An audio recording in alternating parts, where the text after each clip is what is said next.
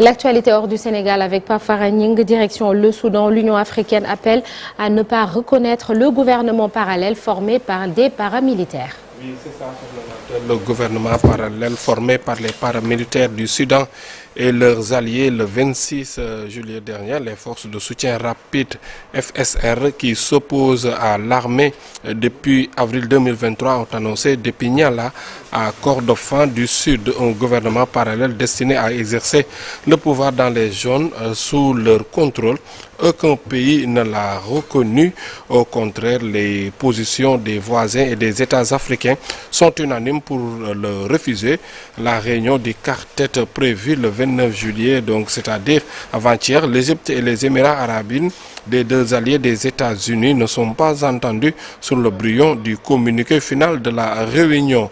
Au Mali, Moussa Mara est rentré chez lui donc hier après une très longue journée d'interrogation. C'est ce que a appris donc nos confrères de la RFI de son entourage. L'ancien premier ministre s'est présenté donc hier matin à 10h heure locale au pôle judiciaire spécialisé contre la cybercriminalité. Une deuxième convocation après celle d'il y a 2 semaines dans un autre tribunal de Bamako dont il était ressorti sans qu'une charge soit retenue contre lui. Et c'est aujourd'hui un scénario très similaire qui s'est déroulé. En République démocratique du Congo, Nata, le procès très attendu de l'ancien président Joseph Kabila s'est poursuivi hier devant la haute cour militaire.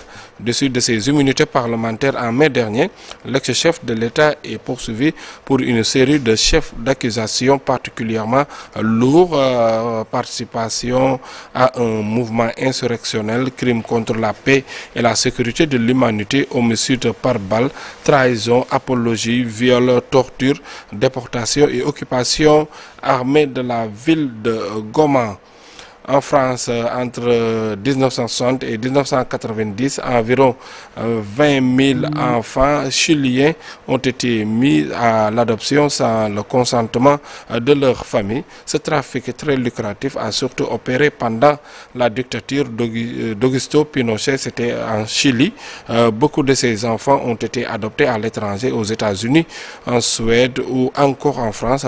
Paris vient de signer un accord avec une association au Chili qui se bat pour tenter de reconstituer les familles. Et pour finir, les États-Unis et une dizaine de pays alliés ont accusé hier l'Iran de mener une politique d'assassinat et d'enlèvement à l'étranger selon une déclaration commune sur Nanata. À tout à l'heure, Pape Farah Gningue pour le journal international et ce sera en Wolof. Comme annoncé tout à l'heure, nous allons beaucoup parler économie dans la seconde partie. Tout d'abord avec Souleymane Niang pour la chronique économie du jour, plan de redressement annoncé par le Premier ministre et qui doit être présenté aujourd'hui. Dure réalité et devoir d'optimisme. Et puis notre invité ce vendredi, Youssou Diallo, économiste, président du club Sénégal émergent. Il sera avec nous un peu avant 9h. Ensuite, la une des journaux parue ce vendredi 1er août 2026.